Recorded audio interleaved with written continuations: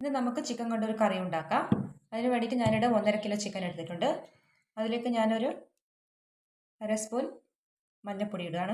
കുറച്ച് മല്ലിപ്പൊടി, കുറച്ച് എരിവുള്ള മുളക് പൊടി, പിന്നെ ഒരു 1.5 സ്പൂൺ കാശ്മീരി മുളക് പൊടി ഇടാം. പിന്നെ അതിലേക്ക് കുറച്ച് കല്ലുപ്പ് ഇട്ട് കൊടുക്കാം. അരമുറി ചെറുനാരങ്ങ പിഴിഞ്ഞൊഴിച്ച് കൊടുക്കാം. ചെറുനാരങ്ങൻ്റെ പകരം നമുക്ക് തൈര് ഉണ്ടെങ്കിൽ ഇട്ട് കൊടുക്കാം, കട്ടി തൈര്. അതല്ലെങ്കിൽ ചെറുനാരങ്ങ ചേർത്തിട്ട് ഇത് നല്ലതുപോലെ മിക്സ് ചെയ്ത് കൊടുക്കുക കൈ കൊണ്ട്. ഇനി നമുക്ക് ചിക്കൻ കറിക്ക് വേണ്ടിയിട്ട് 2 ഉള്ളി, 2 തക്കാളി, കുറച്ച് വെളുത്തുള്ളി, ഒരു കഷ്ണം ഇഞ്ചി, കുറച്ച് കാന്താരിയും പച്ചമുളകാണ് എടുത്തിരിക്കുന്നത്. ഇത് നമുക്കൊന്ന് അരിഞ്ഞു കൊണ്ടുവരാം. അടുത്തത് നമുക്ക് ഗ്യാസ് കത്തിച്ച് കൊടുത്തിട്ടുണ്ട്.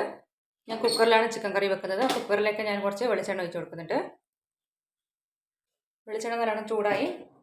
അതിലേക്ക് നേരത്തെ ഇഞ്ചും വെളുത്തുള്ളി കുത്തി ചതച്ച് വെച്ചിട്ടുണ്ട്, അതിട്ട് കൊടുക്കാം. അതിനുശേഷം അതിലേക്ക് ഉള്ളി ഇട്ട് കൊടുക്കാം. നന്നായിട്ട് ഇളക്കി കൊടുക്കാം.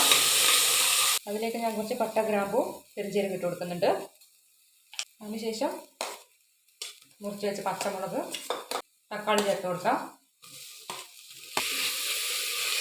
ഒന്നും കൂടി നല്ലോണം ഇളക്കി കൊടുക്കാം. കുറച്ച് കല്ലുപ്പ് ചേർത്ത് കൊടുക്കാം. മല്ലിപ്പൊടി ഇട്ട് കൊടുക്കാം. ഇനി എരിവുള്ള മുളക് പൊടി, കാശ്മീരി മുളക് പൊടി 1 സ്പൂണ്, കുറച്ച് ഗരം മസാല ഇട്ട് കൊടുക്കാം. എല്ലാം കൂടി നമുക്കൊന്ന് മിക്സ് ആക്കി കൊടുക്കാം. ഇനി നമുക്കിത് അരമണിക്കൂർ സോക്ക് ചെയ്ത് വെച്ച ചിക്കൻ ഇട്ട് കൊടുക്കാം.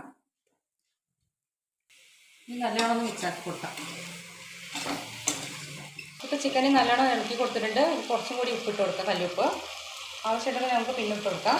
അതിലേക്ക് കുറച്ച് ആവശ്യത്തിനുള്ള വെള്ളം ഒഴിച്ച് കൊടുക്കാം. കുറച്ച് ഒഴിക്കുന്നുള്ളൂ. ഒന്ന് അടച്ചു വെച്ച് കൊടുക്കാം. ഇതൊന്ന് വേവട്ടെ. വിസിൽ കൊടുക്കുന്നില്ല, അങ്ങനെ വെറുതെ അടയ്ക്കുകയാണ്. ചിക്കൻ കറി ഇപ്പം നല്ലോണം തിളക്കുന്നുണ്ട്. അതിലേക്ക് ഞാൻ കുറച്ച് ഗരം മസാല ഇട്ട് കൊടുത്തിട്ടുണ്ട്.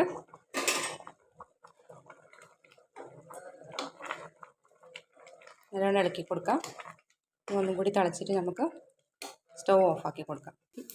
ഇതിപ്പോൾ ചിക്കനിലേക്ക് വറുത്തിടുന്നതാണ്. നെയ്യിൽ തേങ്ങാക്കൊത്താണ് ഞാൻ വറുക്കുന്നത്. അതും കൂടി നമുക്ക് ഈ ചിക്കനിലേക്ക് ചേർക്കാം. നമുക്ക് തേങ്ങാക്കൊത്ത് കറിയിലേക്ക് ചേർക്കാം.